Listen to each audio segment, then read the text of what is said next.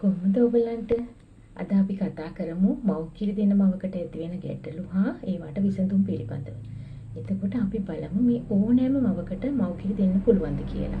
අපි දන්නවා සමහර මව්වරු වයසින් අඩුයි. සමහර මව්වරු වයසින් වැඩි අය ඉන්නවා. ඊළඟට කෙට්ටු ශරීර තියෙන මව්වරු ඉන්නවා. තරමක් මහත, තරපාරු ශරීර තියෙන මව්වරු ඉන්නවා. මේ කුමන ආකාරයේ මවකට උනත් මව්කිරි දෙන්න පුළුවන් තමන්ගේ දරුවට. තමන්ගේ ශරීරයේ ප්‍රමාණය වයස ප්‍රශ්නයක් වෙන්නේ නැහැ. ඊළඟට මව්කිරි දෙන්න පෙර සූදානමක් අවශ්‍ය වෙනවද? ඔව්. ඇත්තටම පෙර සූදානමක් අවශ්‍ය වෙනවා. ඒ කියන්නේ මව්කිරි වල වාසි වගේම පිටිකිරි දීමෙන් ඇතිවෙන අපහසුතා, කරදර, ඒ කියන්නේ අවාසි පිළිබඳ හොඳට දැනගෙන ඉන්න ඕනේ. ඊළඟට දරුවට මව්කිරි දෙන්න දරුවා කොහොමද අල්ලගන්නේ? සම්බන්ධ කරගන්නේ කොහොමද? ස්ථාපිතය පවත්වාගන්නේ කොහොමද කියන එක ගැන නිවැරදි අවබෝධයක් ලබා ගන්න ඕනේ මේ සෑම අම්මා කෙනෙක්ම ගර්භණී කාලය තුලදීම. ඒ වගේම මේ පියවරේ ප්‍රමාණය බලපහනවද මව්කිරි දෙන්න කියලා ගැටලුවක් තියෙනවා. එතකොට සමහර හිතනවා මගේ පියවර කුඩයි, සමහර හිතනවා මගේ පියවර විශාලයි. ඒක නිසා මට මව්කිරි දී ගන්න බැහැ, අපහසු වෙයි කියලා. පියවරේ ප්‍රමාණය තීරණය වෙන්නේ පියවරේ තියෙන මේද පටකයේ මත. කියන්නේ මේ මේද පටකයෙන් කිරි දීම කෙරෙහි බලපෑමක්, කිරි නිපදවීමක් සිද්ධ වෙන්නේ නැහැ. ඒකෙන් සිද්ධ වෙන්නේ පියවරේ හැඩය පවත්ත ගැනීම. පියවරේ ප්‍රමාණය තීරණය වෙන්නේ මේ මේද පටකයෙන්. පියවරේ ප්‍රමාණය තීරණය වෙනවා මිසක් කිරි දීම කෙරෙහි බලපෑමක් ඇති නොකරන නිසා පියවර කුඩා වුණත් විශාල වුණත් මේ සෑම මවකටම කිරි දෙන්න පුළුවන්. ඊළඟට සමහර මව්වරුන්ට තියෙනවා ගිලුණු තනකොළු. ඒතර මේ ගිලුණු තනකොළු තියෙන අම්මා කෙනෙක් පිටිකිරි දෙන්න ඕනේද? නැහැ. පිටිකිරි දෙන්න ඕනේ නැහැ.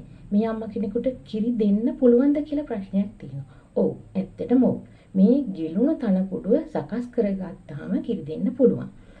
කලින් අපි ගිලුණු තනකොළුව ගර්භණී කාලය තුලදීම සකස් කරත් දැන් හොයාගෙන තියෙනවා එහෙම සකස් කිරීමේ වැදගත්කමක් නැහැ කියලා. ඊළඟට අපි මේ තනකොළුව සකස් කරන්නේ බබා ලැබුණාට පස්සේ. ඒ පිළිබඳව අපි අවබෝධයක් තියාගන්න ඕනේ. ඉතින් මෙහෙම තනකොළුව දරුවා ලැබුණාට පස්සේ සකස් කරගෙන මවට කිරි දෙන්න පුළුවන්. කිරි දෙන්න මුල් දවස් කිහිපේ සමහර විට පුංචි අපහසුතාව ටිකක් ඇති වෙන්න පුළුවන් දරුවා පියවරට සම්බන්ධ කිරීම සම්බන්ධයෙන්. එතකොට මේ දවස් ටිකේ අපිට පුළුවන් කිරි දොවාගෙන පොවන්නත්. දරුවා පියවරට හුරු වෙනකම්.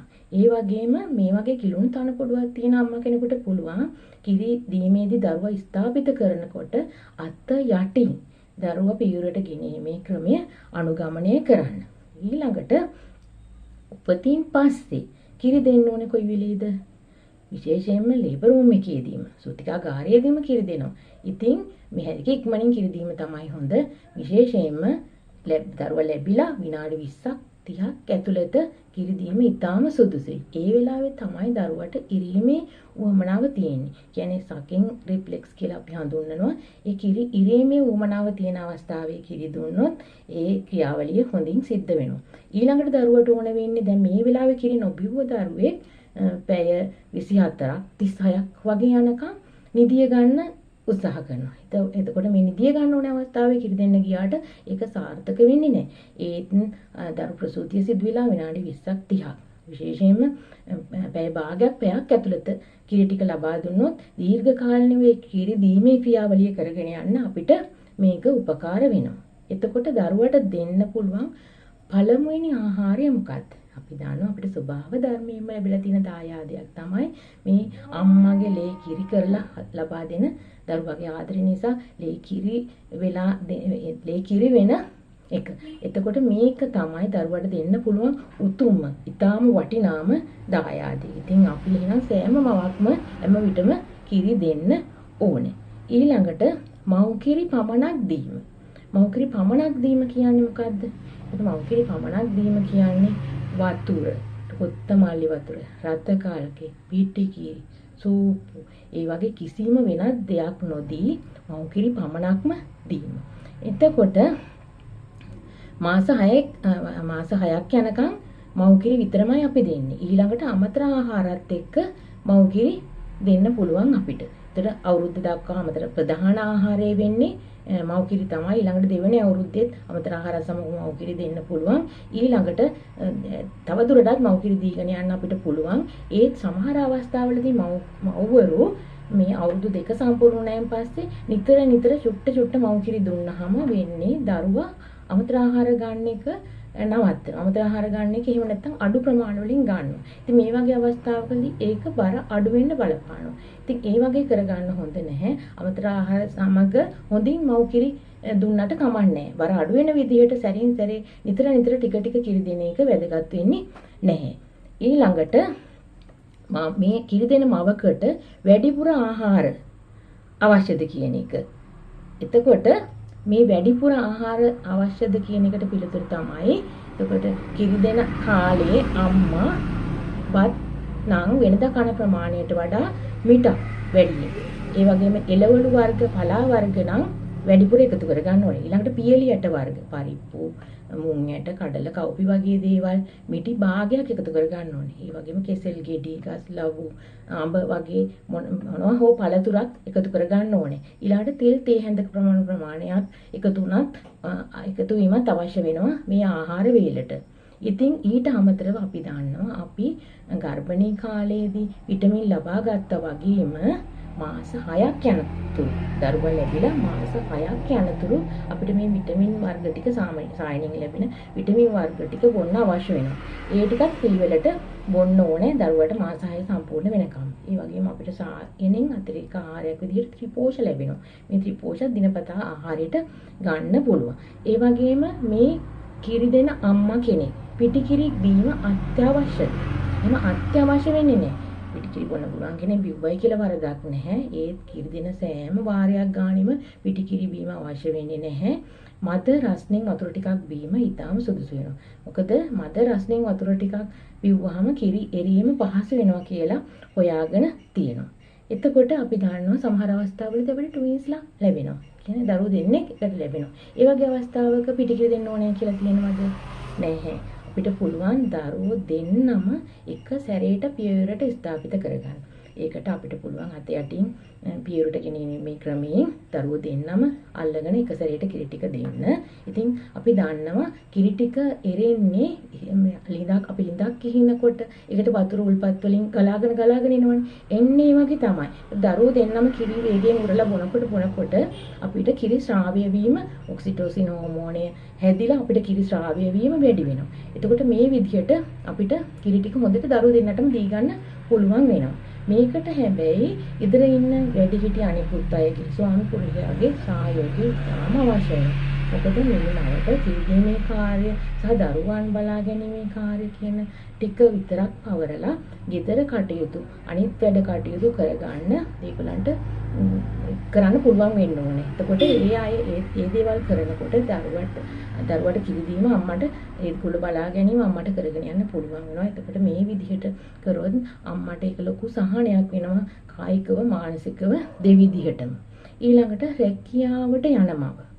එතකොට රැකියාවට යන මවකට කිරි දීමේ පහසුවට කිරි දෙන්න දරුවාගේ කිරි දීමේ අවශ්‍යතාවයටම තමයි මේ නිවාඩු ලැබිලා තියෙන්නේ. එතකොට අපි දන්නවා පළවෙනි වතාවට දරුවෝ ලැබිච්ච අම්මා කෙනෙකුට දින 84ක නිවාඩු ලැබෙනවා. රජයේ සේවකයෙකුට ඒ වගේම රජයේ සේවය කරන කාන්තාවකට දරුවට මුල් මාස 6 දක්වාම කිරි පැයක් හම්බ වෙනවා. ඒ කියන්නේ කිරි දීම සඳහා නිවාඩු දවස් දින පතා පැය බැගින් හම්බ වෙනවා. එතකොට රජයේ රැකියාව කරන අම්මා කෙනෙකුට ඒ වගේ මාස 6ක් දක්වාත් පුද්ගලික ආයතනයක රැකියාව කරන අම්මා කෙනෙකුට අවුරුද්දක් දක්වාම මේ කිරි පැය ලැබෙනවා. ඊළඟට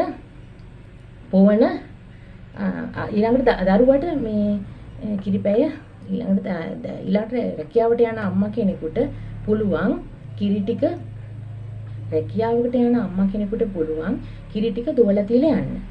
අපිට මේ දුවලා තියෙන කිරි සාමාන්‍ය කාමර උෂ්ණත්වයේ පැය 6ක්ම තියාගන්න පුළුවන්. ඊට අමතරව ශීතකරණයේ සාමාන්‍ය කොටසේ පැය 24ක්ම තියාගන්න පුළුවන්. ඒ වගේම ශීතකරණයේ අධි ශීත කොටසේ මාස 3ක් යනකම්ම තියාගන්න පුළුවන්. එතකොට මේ වගේ ශීතකරණයේ තබපු කිරි අපි රත් කරලා දෙන්න ඕනේ. මේක ලිපේ තියලා නෙමෙයි රත් කරන්නේ. අපිට උණු වතුර භාජනයක මේ කිරි ටික වෙනත් භාජනයක දමලා තබලා රත් කරලා තමයි දරුවට දෙන්න ඕනේ. එතකොට මේ පොවන්න සූප්පු බෝතල් යොදාගන්නේ නැහැ. මේකට කෝප්පයක් සහ හැන්දක් ගන්න ඕනේ. එතකොට මේ පිරිසිදුව හොදගත්ත පිරිසිදු තඹ ගත්ත භාජන මේවට පාවිච්චි කරන්න ඕනේ. මෙහිම කිරි ටික පුවා ගත්තොත් අපිට සූපු බෝතල් පාවිච්චි කරා වගේ නෙමෙයි. මොකද සූපු බෝතල් පාවිච්චි කරොත් මේ දරුවා සූපුවෙන් වේගෙන් කිරි ගලාගෙන එනවනේ. එතකොට දරුවට උරන්න උවමනා වෙන්නේ නැහැ. ඒක නිසා එයාට මහන්සියක් නැතුව කිරි ගලාගෙන එන නිසා තන පුඩුවෙන් අපේ පියවරෙන් කිරි උරා බොන්න කම්මැලි වෙනවා දරුවා. ඒ ක්‍රියාවලිය නවතින්න පුළුවන්. එතකොට මේ දරුවට හරියට කිරි ටික දී ගන්න අපි තවත් කිව්වා නිවැරදි සම්බන්ධය. දරුවා කොහොමද සම්බන්ධ කරගන්නේ පියවරට, කොහොමද නිවැරදි විස්ථාපිත කරගන්නේ කියන එක හොඳට ඉගෙන ගන්න ඕනේ.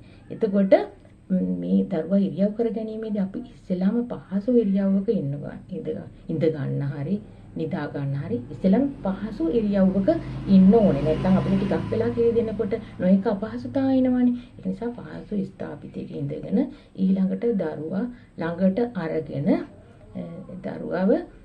දරුවගේ පපුව අම්මාගේ පපුව දෙසට හැරෙන්න හොඳට හරව ගන්න ඕනේ. ඒ වගේම දරුවගේ නහය අම්මාගේ තන පුඩුව මට්ටමේ තියෙන්න ඕනේ. ඊළඟට ඔළුවට වගේම හිස දිගටම ශරීරයේ දිගටම අත දිගේ ආධාර කෙරලා තියෙන්න ඕනේ. නැතුව උර හිසටයි ඔළුවටයි විතරක් ආධාර කරලා තියාගත්තොත් බබාට හරියට ස්ථාපිත වෙන්නේ නැහැ. එතකොට දරුවට හරියට කිරි ටික උරාගෙන බොන්න බැරි වෙනවා. ඊළඟට දරුවගේ හිස පැත්තකට හැරවිලා තියෙන්නත් බෑ. හරියට ස්ථාපිත කරගෙන තියෙනවා නම් අත දිගේ ආධාර වෙලා කෙලින් දරුවගේ ශරීරයේ තියෙන්න ඕනේ. ඊළඟට මේ හරියට සම්බන්ධ වුණා කියලා දැනගන්න තියෙන ලක්ෂණ ටික තමයි දරුවව පියවරට හොඳට කිරි බොන්න පුළුවන් විදිහට සම්බන්ධ වුණා කියලා දැනගන්න තියෙන ලක්ෂණ ටික තමයි දරුවගේ කට ආ කියලා ඇරිලා තියෙනෝනේ. ආ ශබ්දයේ හැටියට ඇරිලා තියෙන්න ඕනේ. ඊළඟට යටතොල දරුවගේ යටතොල පිටතට පෙරලා තියෙන්න ඕනේ. ඒ වගේම කම්මුල් ඉදිරියට පිම්බිලා තියෙන්න ඕනේ. ඒ වගේම දරුවා උරන ක්‍රමයක් තියෙනවා. ඒතකොට දරුවා එක දිගට උරාගෙන යන්නේ නැහැ. දරුවා වාර 4ක් 5ක් කිරි ටික උරලා ඒක බීලා නවතිනවා. ඊට පස්සේ නැවත ආයෙත් වාර 4ක් 5ක් උරනවා බොනවා නවතිනවා. මේ වගේ ක්‍රමවත් රටාවකට තමයි කිරි ටික බීගෙන යන්නේ. එතකොට මේ විදිහට බීලා ඊට දරුවා කිරි ගිලන ශබ්දයක් අම්මට ඇහෙනවා. ඒකට ඊළඟට මේ වගේ හොඳට බඩ පිරෙන දරුවා කිරි බිව්වා නම් දරුවා සංසුන්ව ඉන්නවා. ඊළඟට අපිට තියෙන්නේ දරුවා කුඩු යවලා පැත්තකට හරවලා තියෙන එක තමයි. ඊළඟට දරුවා රෝගී වෙච්ච අවස්ථාවක මව් කිරි දෙන්න ඕනද කියලා අම්මට ප්‍රශ්නයක් තියෙනවා. එතකොට දරුවා රෝගී වෙච්ච අවස්ථාවක මව් කිරි දීම ඉතාම වැදගත්. මුල් මාස 6 වුණත් ඊට පස්සේ අමතර ආහාර සමග වුණත් මව් කිරි දෙවන අවස්ථාවක දරුවා රෝගී වුණොත් ලොකු ප්‍රතිශක්තියක් මව් කිරි වල තියෙනවා කියලා අපි දන්නවා. ඒතකොට දරුවට ඉක්මනින් රෝගය සුව වෙන්න මේක ඉතාම වැදගත්. ඒක නිසා දරුවා රෝගී වුණත්, ඒ වගේම අම්මා රෝගී වුණත් දරුවට මව් කිරි ටික දෙන්න ඕනේ. මව රෝගී වුණත් මවගේ රෝග තත්ත්වයෙන් දරුවා ආරක්ෂා වෙන්න අවශ්‍ය ප්‍රතිශක්තිකරණය අම්මගේ කිරිවල තියෙනවා. එතකොට මව රෝගී වෙච්ච අවස්ථාවක අපි දන්නවා අම්මා ප්‍රතිකාර සඳහා යනවනේ. ඉතින් අනිවාර්යයෙන්ම වෛද්‍යවරයාට පවසන්න ඕනේ මට මේ මාස ගානේ දරුවෙක් ඉන්නවා මම මේ බබාට කිරි දෙනවා කියන එක. එතකොට මේ ප්‍රතිකාර දීමේදී කිරි වලින් දරුවට යන විදිහේ ඖෂධ වර්ග වෛද්‍යවරයා ලබා දෙන්නේ නැහැ. ඊළඟට මේ මව් කිරි දෙන අවස්ථාවේ අපි ගර්භණී වෙන්නත් ඉඩ තියෙනවනේ නේද? එහෙම ගර්භණී වුණොත් කිරි දීම නවත්තන්න ඕනේද? නැහැ. එහෙම නවත්තන්න ඕනේ නැහැ. මේ ගර්භණී වෙච්ච අවස්ථාවකදී ඒ දරුවා ලැබෙනකන් මේ ඉන්න දරුවට කිරි දුන්නාම ඒකෙන් දරුවටවත් අම්මටවත් අනිත් දරුවටවත් කාටවත් හානියක් සිද්ධ වෙන්නේ නැහැ. ඊළඟට පෞල් සංවිධාන ක්‍රම පාවිච්චි කරන එක. එතකොට අපි දන්නවා අපි නැවත දරුවෙක් හදා ගන්න ඕනේ බලාපොරොත්තු වෙලා. එතකොට අපි විශේෂයෙන්ම පොලික් ඇසිඩ් ටික පාවිච්චි කරලා පරතරයේ නිවැරදි පරතරයක් විශේෂයෙන්ම අවුරුදු දෙකකවත් පරතරයක් තියෙන තමයි නැවත දරුවෙක් හදා ගන්න ඕනේ. ඉතින් එහෙනම් අපිට ප්‍රසූතියෙන් පස්සේ සමහර විට හොඳට අම්මා මව් කිරි දෙන කෙනෙකුට නම් අනිවාර්යයෙන් මාස කිහිපයක් මාස ගණනාවක් යනතුරු සුද්ධ වීම හැදෙන්නේ නැහැ. ඒ සුද්ධ වීම හැදුනත් නැතත් ප්‍රසූතියෙන් පස්සේ මාස 1මාරකට පස්සේ නැවත දරුවෙක් පිළිසිඳ ගැනීමේ හැකියාව තියෙනවා. ඒක නිසා අපි පෞල් සංවිධාන ක්‍රමයක් අනුගමනය කිරීම ඉතාම වැදගත්. ඉතින් මේ සඳහා හෝමෝන වන ක්‍රම සහ හෝමෝන නොවන ක්‍රම තියෙනවා.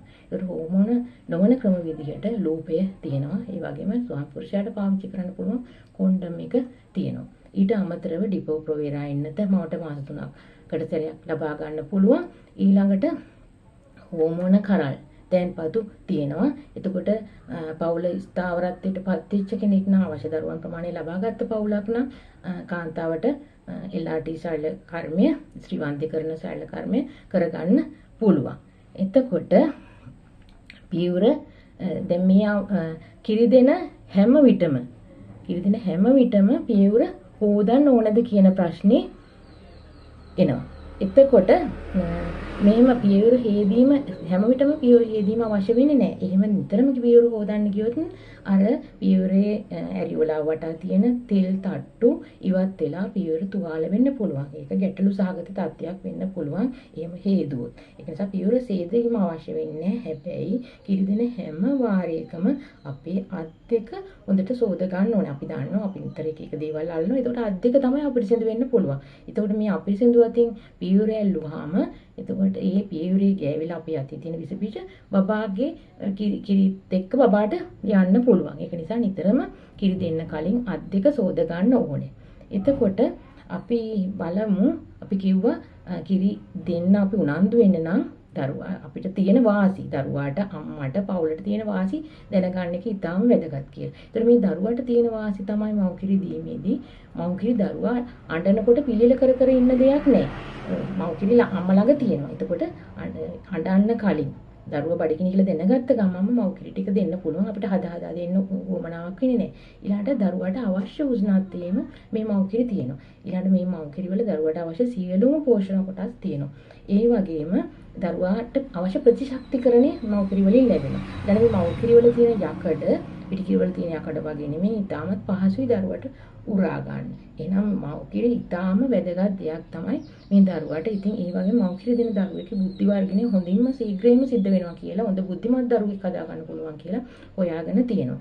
ඒ වගේම මේ දරුවාට රෝගවලට ආරක්ෂාව ලැබෙනවා, ප්‍රතිශක්තිකරණය ලැබෙනවා. ඒ කියන්නේ මේ වගේ මව් කිරි දෙන දරුවෙකුට නිතර සෙම රෝග, ශ්වසන රෝග, ඒකට ආසාත්මිකතා, දාත කුෂ්ඨ, හමේ රෝග, ඒ වගේ දේවල් ඇතිවීමේ හැකියාව ඉතාම අඩුයි. ඒ වගේම කන පැසිවීම ගොඩක් වෙලාට ඇති වෙන්න පුළුවන් පිටිකිය දෙන දරුවෙකුට මේ බබාට මව් කිරි නම් ලබා දුන්නේ ඒ හැකියාව ඉතාම අඩු වෙනවා. ඊළඟට අම්මට වෙන වාසියක් තමයි දරුවා හම්බෙච්ච ගමන්ම මව් කිරි දෙනකොට අපි දන්නවා අපේ යම් රුධිර වහනයක් සිද්ධ වෙනවා ගර්භාෂය හැකිලෙනකම්. ඉතින් මේ ගර්භාෂය හැකිලීම වේගවත් වෙනවා මව් කිරි ඉක්මනට ලබා දුන්නාම. ඒකට ඉක්මනට මව් කිරි ලබා දෙනකොට ගර්භාෂය වේගෙන් හැකිලුණා නම් යන රුධිර ප්‍රමාණය අඩු වෙනවා. ඉතින් ඒකෙන් නිරක්ත තත්යකටපත් වීම අඩු වෙනවා. ඒ වගේම මාතෘ මරණ යකට යෑමේ හැකියාවත් බොහෝ දුරට අඩු වෙනවා. ඒ වගේම මේ කිරි දෙන අම්මා කෙනෙකුට මව් කිරි දුන්න අම්මා කෙනෙකුට පියවරු පිළිකා ඒ වගේම ඩිම්බ කෝෂ වගේ පිළිකා තත්ත්ව ඇතිවීමේ අවදානමත් ඊටාම අඩුයි. ඒ වගේම මේ අම්මගේ අනවශ්‍ය විදිහට මේදේ තැම්පත් වෙලා වෙන්න පුළුවන් තරබාරු ගතිය අඩු වෙනවා. ඊළඟ මවට වගේම දරුවට කියන දෙන්නටම තියෙන වාසිය තමයි මේ මව් කිරි දෙන්නේ මේ දෙන්න අතර හොඳ සම්බන්ධතාවයක් ඇති වෙනවා. ඒ වගේ මව් කිරි දුන්න දරුවෙකුයි මව අතර තියෙන සම්බන්ධතාවය ආදර බැඳීම බොහොම වටිනවා. ඊටාම වටින ආදර බැඳීමක් අම්මා සහ දරුවා තුළ දරු සෙනෙහසක් මව් සෙනෙහසක් ඇති වෙනවා. ඊළඟට පවුලට වෙන වාසි තමයි අපි දන්නවා පිටිකිරි දෙන්න ගත්තොත් අපිට මුදල් වියදම් කරන්න වෙනවා පිටිකිරි ගන්න. ඊළඟට පිටිකිරි මේ රත් කරන්න වතුර උණු කරන වාජන මේවා ගන්න පිටිකිරි දෙන්න මේවා ලම් ටික ගන්න. ඒතකොට මේවා ගන්න අපිට යම්කිසි වියදමක් යනවා. ඊළඟට ඒ වගේම දැන් පිටිකිරි දීමෙන් දරුවා නිතර ලෙඩ වෙන්න ගත්තොත් අපිට ප්‍රතිකාර ගන්නත් තවත් වියදමක් යනවා. එතකොට මේ ආර්ථික තත්ත්වයට ලොකු බලපෑමක් වෙනවා මේ පිටිකිරි දෙන්න ගත්තොත් ලොකුම කරදරයක්. ඒක නිසා මේ තත්ත්වත් නැතුව යනවා මව් කිරි පමණක් දීමෙන්. ඊළඟට අපි බලමු මව් කිරි දෙන්න ඕනේ කාලය කොහොමද කියලා. මව් කිරි දෙන්න ඕනේ කාලය කියන්නේ දැන් දරුවා හම්බෙච්ච දවසේ ඉඳන් මාස 6ක් යනකම් අනිවාර්යෙන් මව් කිරි විතරක් දීම තමයි සුදුසු වෙන්නේ. අපි කලින් කිව්ව මව්කිරි විතරක් දීම කියන්නේ මොකක්ද කියලා. ඊට මාස 6 දක්වා මව්කිරි පමණක් දීලා ඉතින් ඉතුරු ටික මුල අවුරුද්දේ අමතර ආහාරات සමග මාස 6 සම්පූර්ණ වීමත් සමග අමතර ආහාර පටන්ගෙන අමතර ආහාරات සමග මව්කිරි දෙන්න පුළුවන්. ඒතර පළවෙනි අවුරුද්දේ ප්‍රධාන ආහාරය වෙන්නේ මව්කිරි. දෙවන අවුරුද්දේ මව්කිරි දීම ඊටාම වැදගත්. ඒතකොට අමතර ආහාරات සමග මව්කිරි දෙන්න ඕනේ. ඉතින් එහාට මව්කිරි දීම නරකක් වෙන්නේ නැහැ. ඒත් සමහර අවස්ථා තියෙනවා අපේ අම්මලා මේ මව්කිරි ටික ටික සැරින් සැරේ දීලා මේ බබාව පුරුද්දක් ඇති කරගන්නේ නැහැ ආහාර දීමට. ඉතින් එතකොට වෙන්නේ දරුවා කිරි චුට්ටක් බීලා සෙල්ලම් කරන්න හරි වෙනත් දෙයකට යනකොට මේ ළමයාට අවශ්‍ය පරිදි ආහාර ටික කැවෙන්නේ නැහැ. එතකොට දරුවාගේ බර අඩු වෙන්න මේක බලපානවා. ඒක නිසා මේ අනවශ්‍ය විදියට මව්කිරි දෙන එක සුදුසු වන්නේ නැහැ.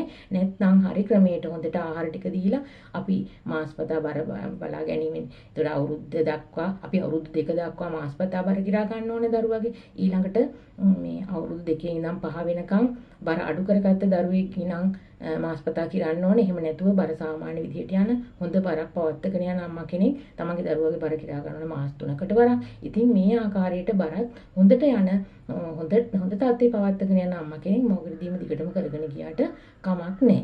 ඊළඟට එතකොට මේ දරුවන්ට එක ප්‍රශ්නයක් එනවා මව්කිරි දෙනකොට මුල් මාස 6 මව්කිරි පමණක් දෙන අවස්ථාවේදී බොහෝ සමහර වෙලාවට බබාට නිතර මේ මල පහ පිටවීම සිද්ධ වෙනවා.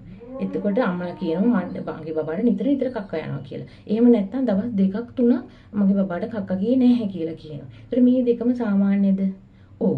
මේ දෙකම වෙනත් අපහසුතාවයක් දරුවට නැත්තම් දිනපතා මල පහ සැරින් සැරේ පිට වුණත් එහෙම නැත්තම් දවස් 2ක් 3ක් නොගිහින් තියලා නැවත පිට වුණත් දෙකම සාමාන්‍යයි. ඇත්තටම වෙනත් අපහසුතාවයක් නැත්නම් මේවට ප්‍රතිකාර කරන්න අවශ්‍ය නැහැ. මේව බඩේ අමාරු හැදිලා එහෙම නෙමෙයි. හැබැයි එහෙත් අපි දන්නවා මේ මල පහ සැරින් සැරේ පිට වෙන බබේකට එතන මේ සැර ගතියට මල පහ වල ඇසිඩ් ගතියක් තියෙනවානේ. එතකොට මේ තුනී හැමේ මල පහ තැන්පත් වෙලා තිබුණොත් දිගින් දිගට දවස පුරා එතකොට එතන තුවාල වෙන්න පුළුවන් හැම.